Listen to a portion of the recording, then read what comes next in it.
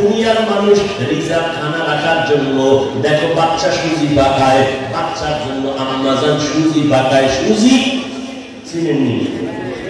আগুন লাগে, গরম দেয়, দুধ লাগে, 1 ঘন্টা সুন্দর করে সুজি পাকাইয়া একটা ফ্যানের নিচে রাখা ঠান্ডা করে 1 চামচ 2 চামচ 3 চামচ দিয়া বাচ্চা ঘুমায় গেছে, 1 ঘন্টা হয়ে গেছে। আম্মা জান বলে সুজি আর খাওয়ানো যাবে না, পেট নষ্ট হয়ে যাবে, এই সুজি ফালাইয়া দাও। আল্লাহ তাই নজর করে দেয়, আমি তোর জন্য এমন পিওর দুধের আয়োজন করলাম, নজর করে দেয় ওই সুজি পাকাইতে পানি লাগছে, লবণ লাগছে, চিনি লাগছে, আগুন লাগছে, তোর জন্য আমি মাওলা তো রব হইয়া যে খানার আয়োজন করেছি। দেখ বান্দা, চিনির কোনো প্রয়োজন হবে না, আমি আল্লাহ এমন ভাবে খানার আয়োজন করেছি কোনদিন আগুনে গরম দেওয়া লাগবে না। ও বান্দা নজর করে দেখ, আমি তোরে কেমন আদর করে বানাইছি, নজর করে দেখছো। এত বেশি গরম বানাই না যে তোর পাতলা ঠোঁট পুড়িয়া যাবে, এত বেশি ঠান্ডা বানাই না তোর গলা আটকায় যাবে, এত বেশি মিষ্টি দেই না তোর ক্ষতি হবে, এত বেশি লবণাক্ত করি না তোর কষ্ট হবে। আমি আল্লাহ এমন সুন্দর করে তোর খানার আয়োজন করেছি। আম্মা জান সুজি পাকাইয়া 1 ঘন্টা পরে ফালায় দিছে, বাচ্চারে খাওয়ানো যাবে না। আর আমি আল্লাহ তোর মায়ের মুখে যে দুধের আয়োজন করেছি, 1 দিন আর 1 ঘন্টা না, আমার দেওয়া খানাটা বান্দা তুই 2 বছর খাবি, 1 সেকেন্ডের জন্য কখনো নষ্ট হবে না। ইয়া ইলাহি মুঝসে মুঝকো দূর করো, তাকে দেখো মুঝমে তুঝকো এক নজর। ইয়া ইলাহি তু মেরা মাবুদ হ্যায়, ইয়া ইলাহি তু মেরা মাশুক হ্যায়। ও বান্দা, দুনিয়াতে যেদিন আসছো তোর কিন্তু দাঁত নাই, এখন তুই এমন অবস্থা দুর্বল, তোর নড়াও চড়াও করতে পারো না, আব্বু বলে ডাকতে পারো না, আম্মু বলে ডাক দিতে পারো না। তোর একটা খুশি হলো কান্নার আওয়াজ, ওই কান্নার আওয়াজ দিয়া তোর ক্ষুধা লাগছে, বলতে পারো না আম্মু খানা দাও, তোর ঘুমে ধরছে, বলতে পারো না আম্মু মশারি টানাইয়া ঘুম পাড়াও, তোর একটাই খুশি কান্নার আওয়াজ। আমি আল্লাহ কান্নার ভিতরে, আমি আল্লাহ চুম্বক লাগাইয়া তোর মায়ের সিনার মধ্যে আমি রাডার বানায় দিছি। তুই যখন কান্নার আওয়াজ দিবি, মায়ের রাডারের মধ্যে গিয়া বারবার আঘাত করবে। বাচ্চা কান্না করে কি চায়? আব্বা জান কয় বাচ্চা কাঁদে কেন, খানা দাও। আম্মা কয় না, মাত্র খানা খাওয়াইছি। তাহলে বাচ্চা কাঁদে কেন? আব্বাও বলতে পারে না। আম্মা জান ঠিকই বলিয়া দিছে, বাচ্চার কান্নাটা খানার কান্না না। বাচ্চা এখন কাঁদে, বাচ্চারা ঘুমের আগে একটু কান্না করে, সেই কান্না করে। তোমার ঠান্ডা লাগতেছে, বাতাস সইতে পারো না, একটু হালকা কান্না করছো, মা বুঝতে পারছে, বাবাই বুঝে নাই, সাথে সাথে তোমার গায়ের উপরে কাঁথা দিয়ে দিছে। ও বান্দা, আবার গরম লাগে, তুমি কান্না করছো, তুমি আর কিছু বলতে পারো নাই, আব্বাও বুঝে নাই, আম্মা বুঝিয়া তাড়াতাড়ি কাঁথাটা সরাইয়া দিছে। ও সন্তান, ওই কান্নার পুঁজি দিয়া ওই মায়ের থেকে সব দাবি আদায় করেছো। ওরে ওই মায়ের থেকে আল্লাহর মায়া কি কম? ও বান্দা, তোর কান্না দিয়া মায়ের থেকে যদি সব দাবি আদায় করতে পারো, ওই কান্নাটা ছাড়বি না, ধইরা রাখ। ওই মায়ের থেকে কোটি কোটি গুণের মায়া আমার আল্লাহ তাআলা কত আদর করে তোমারে বানাইছেন।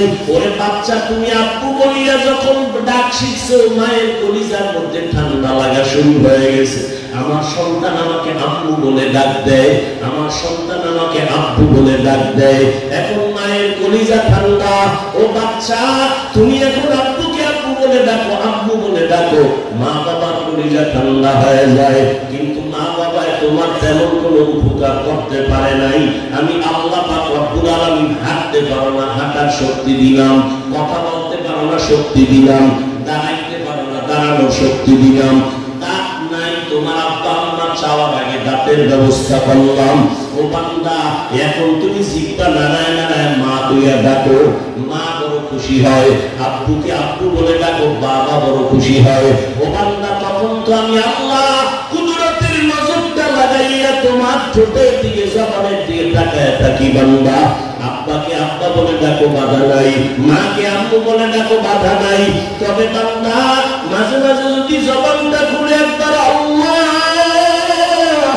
আল্লাহ বলে ডাক দিতা, আমি আল্লাহর কুদরতি অন্তরের মায়া এসে যাইতো, আমি আল্লাহ তোমার ডাকের বরকতে তোমার জীবনের চাহিদা পূরণ করে দিতাম। ও বান্দা আমার রব, আমি তোমার রব এখনো পর্যন্ত ছিল নাই, তোমার জবানে এত সুন্দর আওয়াজ দান করেছেন যে তিনি তোমার রব, তোমার এত সুন্দর চেহারা বানায় দিয়েছেন তিনি তোমার রব। ও বান্দা তোমার খানার আয়োজন করেছেন, ও দুনিয়ার মানুষ ওই রবের পরিচয়টা নিয়ে যাদের অন্তরে আগ্রহ বাড়বে, রবের সাথে মোলাকাত করবা, হয়তো দুনিয়ার জমিনে রবের সাথে মোলাকাত হবে না, চক্ষু দুইটা বন্ধ হলে রবের সাথে মোলাকাতের রাস্তা খুলবে, তবে দুনিয়াতে থাইকা দুইটা কর্মসূচি পালন করবা, এক নম্বরে নেক আমল, দুই নম্বরে বান্দা শিরিক করা যাবে না। খবরদার এই আমলটা যে করবা নেক আমল, তবে আল্লাহ পাক রব্বুল আলামিন আমলের জন্য শর্ত লাগায় দিয়েছেন, বেশি আমল আমার দরকার নাই।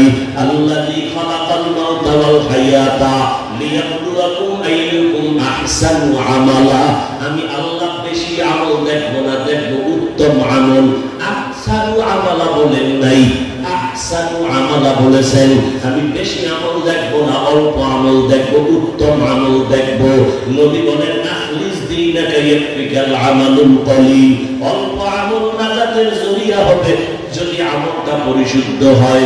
পয়গম্বরের সাহাবী, আদরের সাহাবী মুআয ইবনে জাবাল রাদিয়াল্লাহু তাআলা আনহু বলেছেন, ওই আমলটা রব্বে কারীমের দরবারে কবুল হয়ে যাবে, উত্তম হয়ে কবুল হবে, উত্তম হবে। যেই আমলের মধ্যে চারটা জিনিস পাওয়া যাবে। কয়টা জিনিস? এক নাম্বার গুণের নাম হলো ইলম, যেই আমলটা করবা ওই আমলের ইলম লাগবে। নামাজ পড়বা, নামাজের ইলম অর্জন করবা। রোজা রাখবা, রোজার ইলম অর্জন করবা। কেমনে তুমি নামাজ পড়বা, নামাজটা কায়েম করার নিয়ম পদ্ধতি তোমার জানতে হবে। ইলম অন্বেষণ করার পথ হলো দুইটা, এক পথের নাম রিজালুল্লাহ, আর একটা পথের নাম হলো কিতাবুল্লাহ। ওস্তাদও লাগবে, কিতাবও লাগবে। যারা বলে আমরা ওস্তাদের পায়ের গোলামি করবো, কিতাব মানবো না, খোদার কসম তারা ধ্বংস। যারা বলে আমরা কিতাব মানবো, কোনো হুজুর টুজুর মানি না, মাওলানা মানি না, ওস্তাদ মানি না, খোদার কসম তারা ঈমান নিয়ে কবরে যেতে পারবে না। আর যারা বলবে আমরা ব্যক্তিও মানি, উস্তাদও মানি এবং কিতাবও মানি, তারাই আল্লাহর রহমতে ইতিদালের উপরে জীবন যাপন করবে। এদের মধ্যে বাড়াবাড়ি থাকবে না, সারাসারি থাকবে না। চারটা গুণ লাগবে। মুআয ইবনে জাবাল বলেন, ওই আমল আল্লাহর কাছে উত্তম বলে গ্রহণ হবে যে আমলের মধ্যে চারটা গুণ থাকবে। এক নাম্বার গুণের নাম ইলম। ইলম আসবে দুই পথে, ব্যক্তি আর কিতাব। ব্যক্তির মধ্যে শ্রেষ্ঠ ব্যক্তি হলেন রাহমাতুল লিল আলামিন, আর কিতাবের মধ্যে শ্রেষ্ঠ কিতাব হলো কুরআনুল কারীম। আলহামদুলিল্লাহ আমরা ব্যক্তি হিসেবে শ্রেষ্ঠ নবীও পাইছি, আলহামদুলিল্লাহ আমরা শ্রেষ্ঠ কিতাব কোরআনও পাইছি। কিন্তু বাঙালির কপাল বড় খারাপ, ওই নবীরেও চিনে না, কোরআনেরও চিনে না। নবীরে যদি চিনতে ওই নবীর আদর্শে জবাই করতে পারত না। কত বিধর্মীরা নবীর আদর্শ দেখে কালেমা পড়তেছে, অথচ তোমার মধ্যে সে নবীর মহব্বত নাই। যেই নবীর জন্য মরা গাছে কাঁদতেছে, যেই নবীর জন্য জঙ্গলের প্রাণীরা কাঁদতেছে। নবী খেজুর গাছে ট্যাগ লাগায় খুতবা পড়েন, কিছুদিন পরে ট্যাগ লাগানো বন্ধ করে আর একটা মিম্বর ব্যবহার করতেছেন। নবী বলতেছেন মানুষের কান্না যেমন আওয়াজ, মরা খেজুর গাছ ওইভাবে কান্না শুরু করলো। নবী কয় কাঁদো কেন মরা গাছ, কি চাও? ও নবী আপনার বিরহের বেদনায় কান্না করি, কি চাও বল, আমি কি দোয়া করবো তোরে আল্লাহ তাজা বানায় দিবে, তোর গাছে এখন নতুন ফল হবে, উম্মতেরা খাইয়া শুকর আদায় করবে। কয় না চাই না তো কি চাও? নবী আমার এই জায়গায় দাফন করবেন, হাসরের ময়দানে আমি আপনার সাথে জান্নাতে থাকবো। উস্তুনেহান না না আজ হযরে রাসূল মালামি জাদাহাম চুয়ার বাবে উকুল। আল্লাহ নবীর মহব্বতে পড়িয়া পাথর পর্যন্ত কান্না করে। ও নবীর উম্মতেরা, ওই নবীর উম্মত হইয়া তোমরা নবীরে চিনতে পারলা না। হিন্দু মুসলমান হয়ে নবীর আদর্শের গোলামি করে, খ্রিস্টান থেকে মুসলমান হয়ে নবীর আদর্শের গোলামি করে। ও এলাকার মুসলমান, ও বিদ্যুৎবাজি, ও যুবক, ও পর্দার আড়ালের মা বোনেরা, নবীর আদর্শ ছাড়া উত্তম আদর্শ জমিনে নাই। আজকে ১৫০০ বছরের বেশি হয়ে গেল এই চকচুত্রাপুরের ময়দানে টাকা ছাড়া, খানা ছাড়া দীর্ঘ টাইম মানুষের শুধু শুধু বসাইয়া রাখা, এটা কেমনে সম্ভব? কোটিপতি যদি চাইতো এতগুলো মানুষ আমি বাড়ির দরজায় জমা রাখবো, ৫,০০০ টাকা করে দিব হাদিয়া, একজন জান্নাতি মানুষ আসতো না, এদের ভাড়া টাকা দিয়ে আনা লাগতো, এরপরে বসাইয়া ভিআইপি বিছনা দেওয়া লাগতো, এরপরে আবার ভাগে ভাগে নাস্তা দেওয়া লাগতো, নিয়ন্ত্রণের জন্য পুলিশ ভাড়া করা লাগতো। অথচ চকসুত্রাপুরের ময়দানে তাকায় দেখো, এই মানুষগুলোর কোনো ভাড়া দিয়ে আনা হয় নাই। কেউ পায়ে হাঁটিয়ে আসছে, কেউ টাকা খরচ করে আসছে, কেউ আবার টাকা দান করেও গেল। এখানে বসার বিছনাও ভালো না, খানার কোনো চিন্তা নাই, ওই নিয়ন্ত্রণের জন্য কোনো পুলিশ নাই, কিছুই নাই। এরপরও মানুষ ঠান্ডা মেজাজে বসে আছে। এই বড় কে ছোট ভেদাভেদ নাই, সবাই একাকার হয়ে বসলো। কেউ বলে নাই আমি বড় আলেম, আমি কেন ছোট লোকের কাছে বসবো, আমি বড় ধনী মানুষ, আমি গরিবের কাছে কেন বসবো। সব একাকার হয়ে বসছে। এটা কেমনে সম্ভব? পুলিশ নাই, কিছুই নাই। এত বিশাল আয়োজনটাকে নিয়ন্ত্রণ কে করে? কেমনে সম্ভব? একমাত্র জবাব আমার মদিনাওয়ালা নবীর আদর্শের কারণেই সম্ভব। ওই নবীর আদর্শ কত সুন্দর। এর নবীর উম্মতের দল, আল্লাহর মুহাব্বত নিয়া নবীর আদর্শের মালাটা গলায় লাগাও। আল্লাহর নবীর মুহাব্বত অন্তরে জমা করে আমলের লাইনে আগাও। আমল ছাড়া উপায় নাই। যেখানে ঈমানের কথা সেখানেই আমলের কথা। কিন্তু একদল মুসলমান ময়দানে অপচেষ্টা চালাইতেছে উম্মতকে আমল থেকে দূরে রাখার জন্য। ও আল্লাহর বান্দারা, আমল যত বাড়বে তত পজিশন আল্লাহর কাছে বেড়ে যাবে। তবে আল্লাহর কাছে ওই আমলটা বড় দামি যেই আমলের মধ্যে 4টা গুণ পাওয়া যাবে। পয়গম্বরের সাহাবী মুআয ইবনে জাবাল রাদিয়াল্লাহু আনহু বলেন, 4 গুণওয়ালা আমল আল্লাহর কাছে প্রিয়, উত্তম আমল, কবুল হইতে কোনো দেরি নাই। 1 নাম্বার গুণের নাম হলো ইলম। ইলম আসবে 2 পথে, ব্যক্তি আর কিতাব। আর গোটা দুনিয়াতে সহি তরিকায় ইলমের অন্বেষণ করার যে মার্কাজ, তাই হলো এই মাদ্রাসা।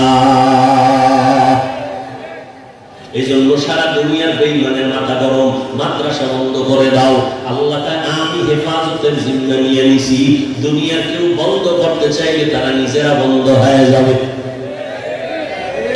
এই মাদ্রাসাগুলো হাজার হাজার হাজার হাজার কওমি মাদ্রাসা সারা দুনিয়াতে তাকায় দেখো। পৃথিবীর জেনারেল লাইনে বড় বড় কলেজ ভার্সিটি আছে, ইন্টারন্যাশনাল অক্সফোর্ড বিশ্ববিদ্যালয় আছে, আবার আল আজহার বিশ্ববিদ্যালয় না কোথায় না মিশর আসেনি? সারা দুনিয়া খুঁজো, মিশরের আল আজহার বিশ্ববিদ্যালয়ের একটা শাখা লেবাননে নাই, লন্ডনে নাই, আমেরিকায় নাই। অথচ তাকাইয়া দেখো দেওবন্দ মাদ্রাসার শাখা নাই, এমন একটা রাষ্ট্র নাই। ঠিক নেই?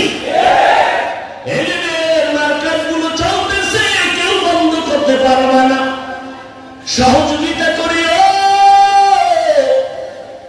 এলেমের সাথে জড়াইয়া থাকো, আলেমকে দিল থেকে মহব্বত করবা, নাজাতের জরিয়া হয়ে যাবে, রাস্তা খুলে যাবে, দুনিয়ার সম্মান বাড়বে, আখিরাতেও সম্মান বাড়বে।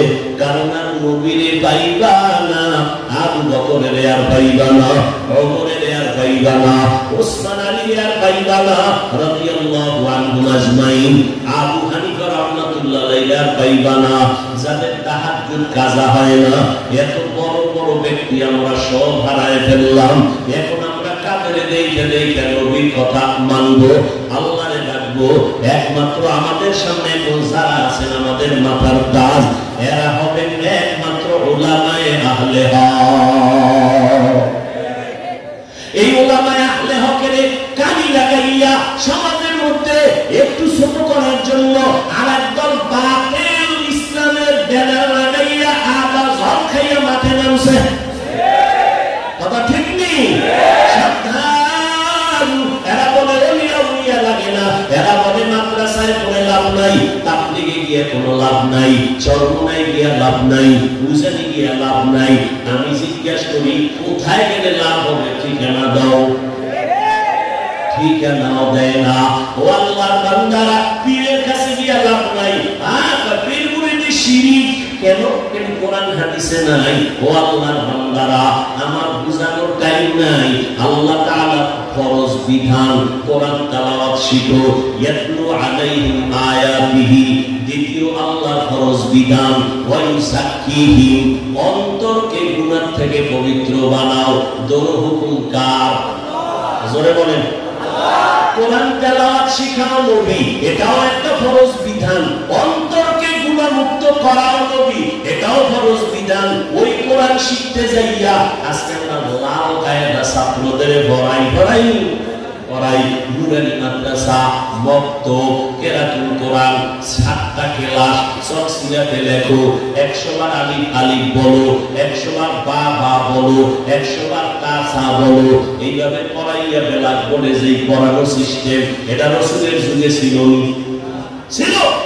নুরানি ছিল না। বছরে 3 পরীক্ষা ছিল না, বছরে 3টা পরীক্ষা হবে, রাসূলের যুগে ছিল না, সাহাবাদের যুগে ছিল না। এরপরে 16 বছর পড়া লাগবে, 7টা ক্লাস দৈনিক করা লাগবে, রাসূলের যুগে ছিল না, সাহাবাদের যুগে ছিল না। ট্রেনিং দিয়ে নুরানি পড়ান লাগবে, রাসূলের যুগে ছিল না। কিন্তু বাংলাদেশের একজন আলেম এই নুরানির বিরোধিতা করে না। আমাদের 7টা ক্লাস কেন হয়? বিরোধিতা করে না। বছরে 3টা পরীক্ষা কেন হয়? বিরোধিতা করে না। ঠিক নেই? আল্লাহ অন্তর পরিষ্কার করো, বিরোধিতা কেন করে না? নুরানি কেন করে না? সবার মাথার মধ্যে ঢুকছে যতই লাইনে যাক লাল কায়দা পড়া, একটা অক্ষরের 3টা ভাগ করে পড়া, মোরাক্কাবার গায়ে মোরাক্কাব বানাইয়া চকসিলাতে লিখাইয়া দেন, কোনো সমস্যা নাই। সবার মাথায় ঢুকছে যত পদ্ধতি নতুন, সমস্যা নাই। কারণ মাকসাদ হলো কোরআনটা শুদ্ধ করে শিখবে। কিন্তু আল্লাহ যে কইছে ইউযাক্কিহিম, অন্তরকে গুনাহ থেকে পবিত্র বানাও। উলামায়ে কেরাম চিন্তা ভাবনা করিয়া এরাও পদ্ধতি বের করছে। সকালে জিকির করো, সন্ধ্যায় জিকির করো, লা ইলাহা ইল্লাল্লাহ, লা ইলাহা ইল্লাল্লাহ, লা ইলাহা ইল্লাল্লাহ। এইভাবে জিকির লাগাও। আল্লাহ আল্লাহ জিকির করো, তাসবিহ পড়ো সুবহানাল্লাহ, তাহলিল পড়ো লা ইলাহা ইল্লাল্লাহ, এভাবে তাহমিদ পড়ো আলহামদুলিল্লাহ, এবারে তাকবীর পড়ো আল্লাহু আকবার। এভাবে সবক দিছে তাবলীগওয়ালারা, উলামায়ে কেরাম চিন্তা ভাবনা করলেন এইভাবে 6 উসুল করে তোমরা দাওয়াতের কাজ করো। করলে কলবটা পরিষ্কার হয়ে যাবে, মানুষের রিয়া অন্তর থেকে দূর হবে, মানুষ আমলের দিকে আকৃষ্ট হবে। এখানে ঈশা আলেমদের মাথা নষ্ট কেন? দেখতে নারী চরণ বাঁকা। এই সবক চাকরি দেওয়া, জিকির টিকির করানো, সকালে জিকির, সন্ধ্যায় জিকির, 13 তসবিহ 12 তসবিহ, এগুলো কি রাসূলের যুগে ছিল নি? জিজ্ঞাসা করি, লাল কায়দাতে পড়াই, এগুলো রাসূলের যুগে ছিল নি? ওখানে কেন প্রশ্ন করো না? এখানে কেন প্রশ্ন? তোমার অন্তর খারাপ।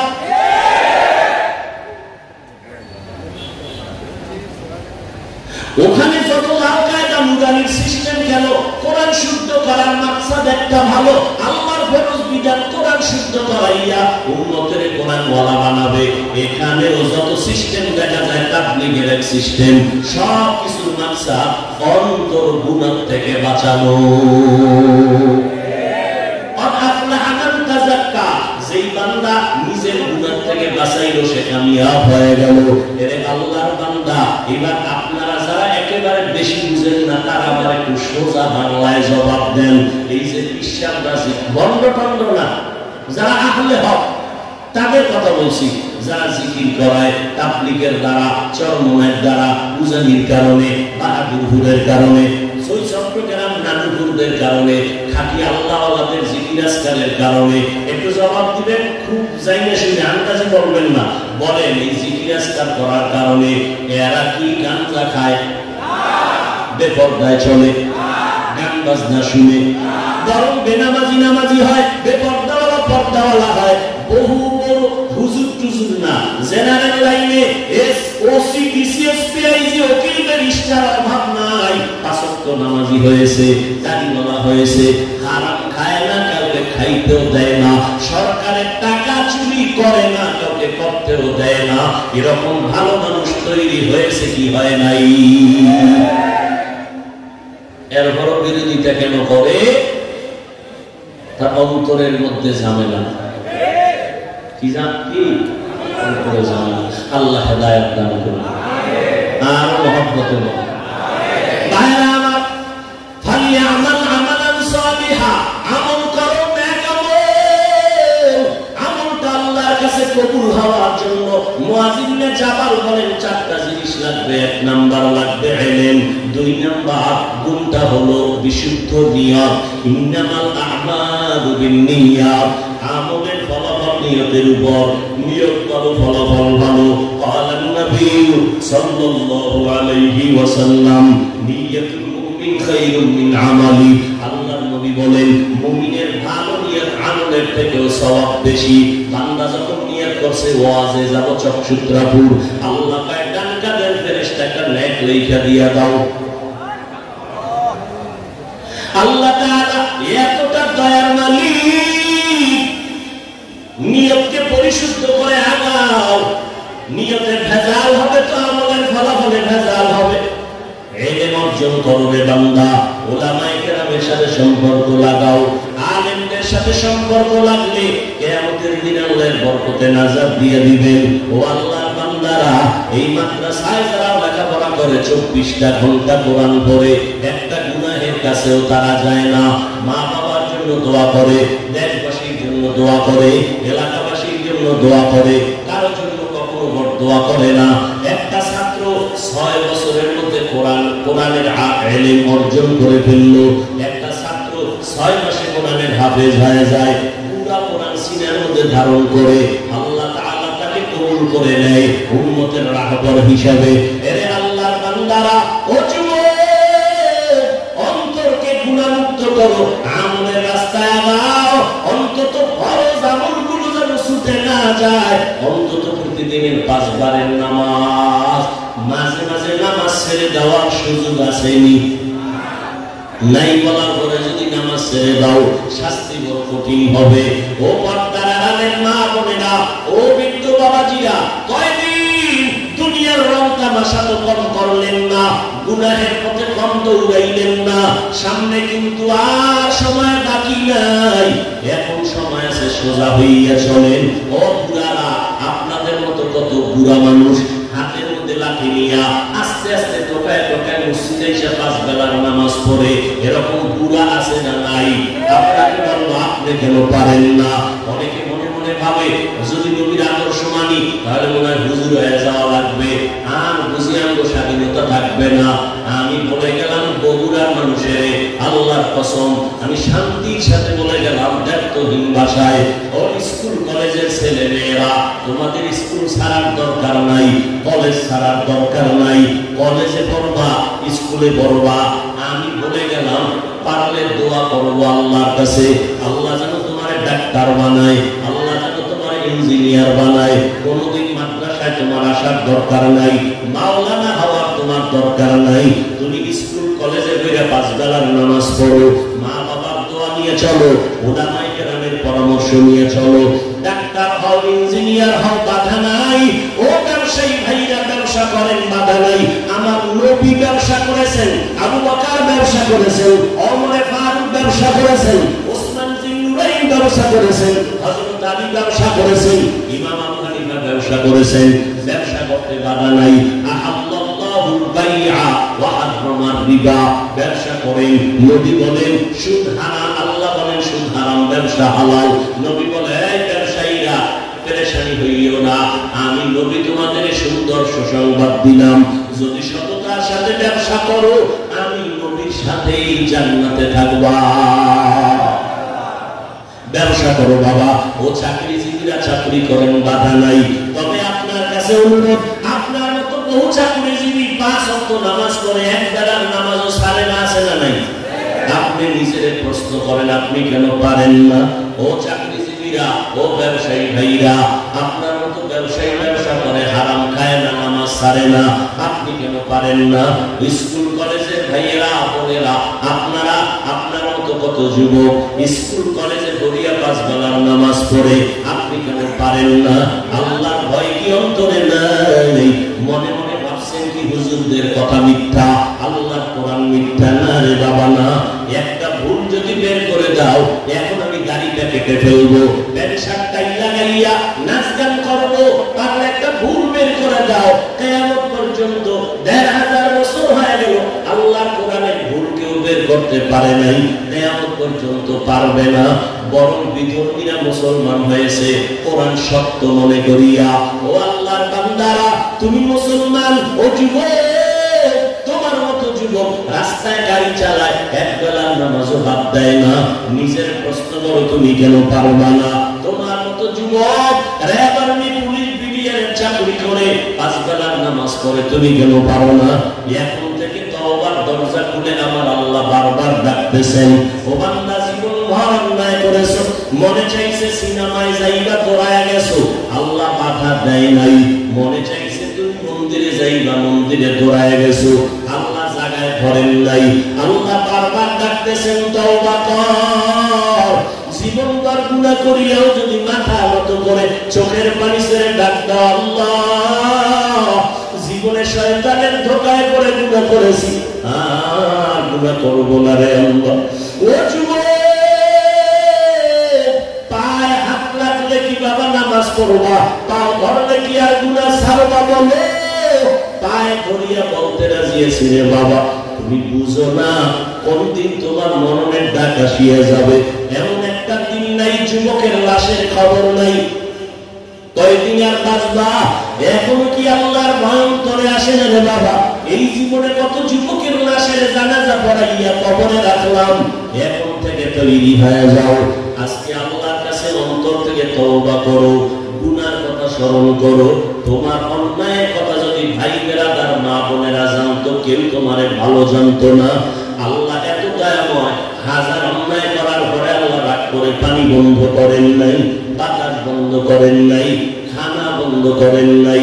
আল্লাহ বরং দয়ার দরজা দিয়া ডাকেন, ও বান্দা, তওবার দরজায় ফিরে আসো।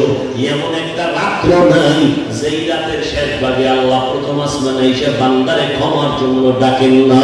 ও বান্দা, আল্লাহর কাছে তওবা করো। হেদায়েত বড় কঠিন জিনিস, আমি বয়ানের শুরু থেকেই কিন্তু হেদায়েত নিয়ে কথা বলছি। হেদায়েত বড় কঠিন, আমি হাফিজুর রহমান হেদায়েতের উপর আছি আলহামদুলিল্লাহ, কিন্তু ভয় ভয় কোন সময় যদি লাইনচ্যুত হইয়া যায়। বড় বড় বড় বড় আলেম, বড় বড় মুহাদ্দিসরাও হঠাৎ লাইনচ্যুত হয়ে গেছে, হঠাৎ করে গোমরা রাস্তায় চলে গেছে। আল্লাহর বড় ভয়, এরে নবীর উম্মতের দল কখন জানি অহংকারে আমাকে অনেক পিছনে ফেলে দেয়। ও আল্লাহর বান্দারা, এখনো সময় আছে, তওবা করে নাও। আল্লাহর আযাবকে মিথ্যা মনে করিও না। আল্লাহ কোরআনে স্পষ্ট বলে দিয়েছেন, সবাই আমার বান্দা, তবে যারা নেক আমল করবা ফলাফল জান্নাত। ইন্নাল আবরারা লাফি নাঈম ওয়া ইন্নাল ফুজ্জারা লাফি জাহিম। নেক আমলওয়ালাদের জন্য জান্নাত, যারা গুনাহ করবে তাদের জন্য পরিণাম ফল জাহান্নাম। ও আল্লাহর বান্দারা, আজকে পায়ে ধরে ধরে ধরে ধরে নরম নরম কথা বলে বুঝাইতেছি বাবা। একটা গরম কথাও তো বলি না, মাঝে মাঝে দুই একটা গরম কথা বের হইয়া গেল নাকি ফাঁকে ফাঁকে ভাইজানদের কাছে মাপ চাই, কষ্ট নিবেন না। আবার মোনাজাতে আল্লাহর কাছে বলি, আল্লাহ মাফ করে দেন, কারণ আমার নবী গরম বয়ান করেন নাই। গরম কথার দ্বারা মানুষের মধ্যে শান্তি আসে না, মানুষের মধ্যে কল্যাণ আসে না।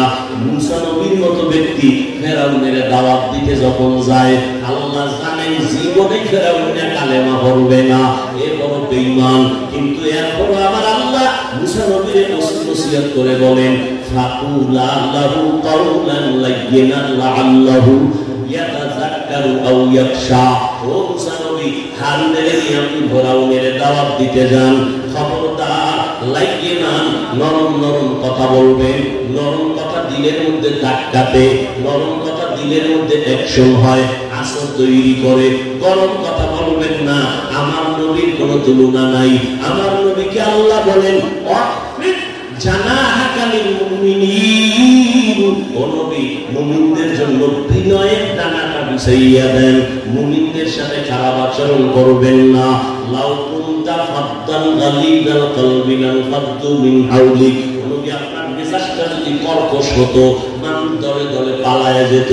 কিন্তু আপনার ব্যবহার এত সুন্দর, দলে দলে মানুষ কালেমার পতাকা তলে আসে।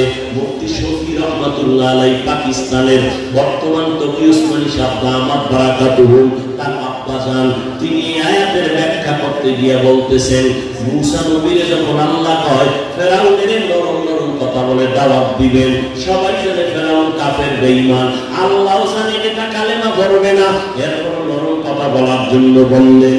শফি রহমাতুল্লাহ আলাইহি কয়, এই দুনিয়ার বক্তা জগতের দায়ী যারা উম্মতের দাওয়াত দাও, তোমরা কি মুসা নবীর থেকে বড় মর্যাদাবান হয়ে গেছো?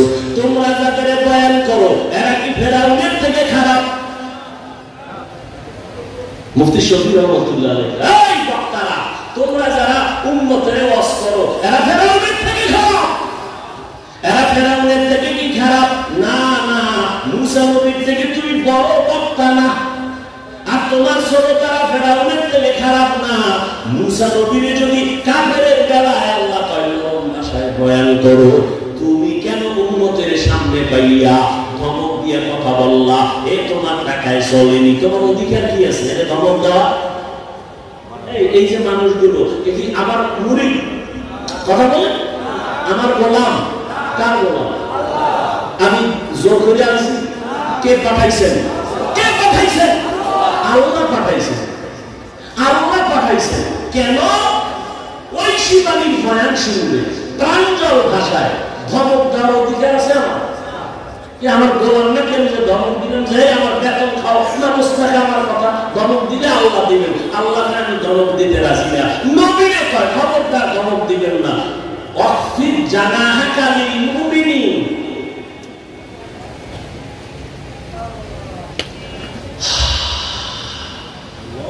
দরদ সুসরে বাবা,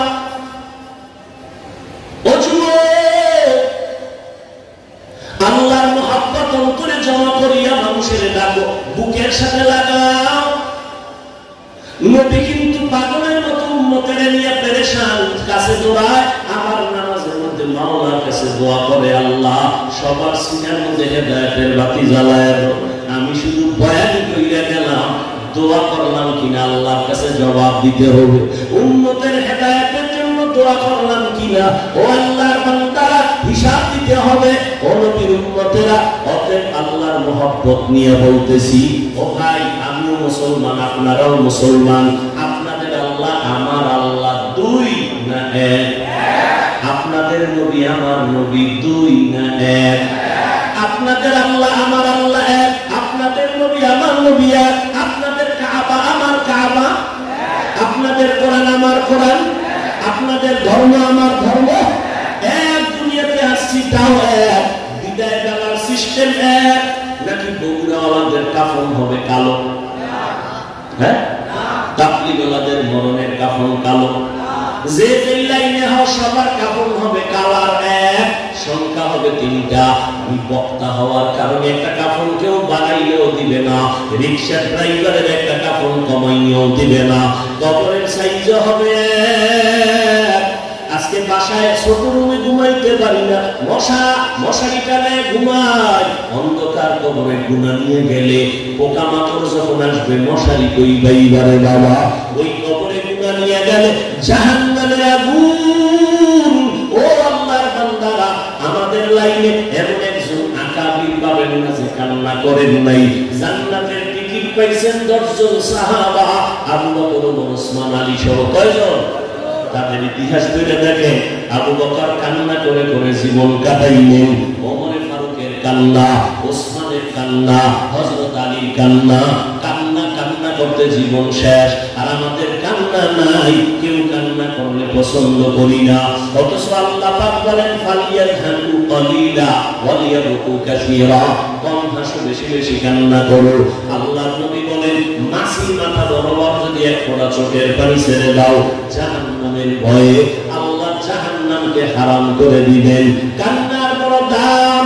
ও যুবক, নিজের গুনার কথা স্মরণ করে একটু তওবার নিয়ত করে ফেল। জীবনে তো কম গুনাহ করি নাই রে বাবা। হাতের দ্বারা কত গুনাহ করলাম, চোখের দ্বারা কত গুনাহ করলাম, জবানের দ্বারা কত গুনাহ করলাম। আজকে থেকে তওবা করে নাও। মরিয়া গেলে যাব, আর গুনাহ করব না, নামাজ ছাড়ব না, বেপরদায় চলব না, জবান হাত আর চোখ গুনাহ থেকে বাঁচাইয়া রাখবো, অন্তরকে পরিকল্পনা গুনাহের থেকে বাঁচায় রাখবো। জীবনে দেশ জাতির বিরুদ্ধে ষড়যন্ত্র করব না। সবার কপালে তওবা নসিব হবে না। আবু জাহাল এর মতো অন্তর পাথর এই জমিনে কিছু শক্ত অন্তরওয়ালা থাকবে, যারা তওবা করবে না, বয়ানের পরে বাইরে গিয়ে সমালোচনা করে গুনার পাল্লা ভারী করবে। আর একদল মানুষ কবরের মেজাজ নিয়ে ঢুকবে গুনাহগার হইয়া। হঠাৎ করিয়া মরণের ভয় যখন অন্তরে আসবে, তখন তওবা করে বলবে আল্লাহ আমাকে তুমি মাফ করে দাও, জীবন ভর অন্যায় করেছি। ও আল্লাহ, আমার গুনার কারণে আমার হাত নাপাক, চোখ নাপাক, জিহ্বা নাপাক, অন্তর নাপাক। আজকে থেকে খাঁটি তওবা করে ফেললাম। জীবনে আর নামাজ ছাড়বো না, দাড়ি কাটবো না, মা বাবারে কষ্ট দিব না, ওলামায়ে কেরামের বিরোধিতা করব না, দেশের বিরুদ্ধে জাতির বিরুদ্ধে ষড়যন্ত্র করব না। ও আল্লাহর বান্দারা, যাদের অন্তর তওবার জন্য তৈরি হয়ে গেছে, গলায় ছুরি আসলে মরিয়া যাবেন, তারপর আর আল্লাহকে বেজার করবেন না। হায়াতের মালিক, রিজিকের মালিক, সম্মানের মালিক আমার আল্লাহ। ওই আল্লাহর উপরে ভরসা করিয়া খাঁটি অন্তরে যারা তওবার নিয়ত করতে পারবেন, যে আর দাড়ি কাটবেন না, ছাড়বেন না, নবীর তরিকার বাইরে চলবেন না, মা বাবার সাথে বেয়াদবি করবেন না, ওলামায়ে কেরামের সাথে বেয়াদবি করে গুনাহগার হবেন না, নবীর মহব্বত নিয়ে নবীর সুন্নাত অনুযায়ী চলবেন। তওবা করার মতো যদি কারো অন্তরে খাঁটি নিয়ত থাকে, দুর্বলতা না থাকে, যাদের খাঁটি নিয়ত আছে তাদেরকে বলবো তওবার নিয়তে দুটো হাত আল্লাহকে দেখাইয়া দেই। আয় আল্লাহ, আমাদের হাতগুলো কবুল করে নেন, আমাদের তওবা কবুল করে নেন। তওবার উপরে মজবুত হইয়া চলার মতো তৌফিক দান করেন। আমিন। আলহামদুলিল্লাহি রাব্বিল আলামিন।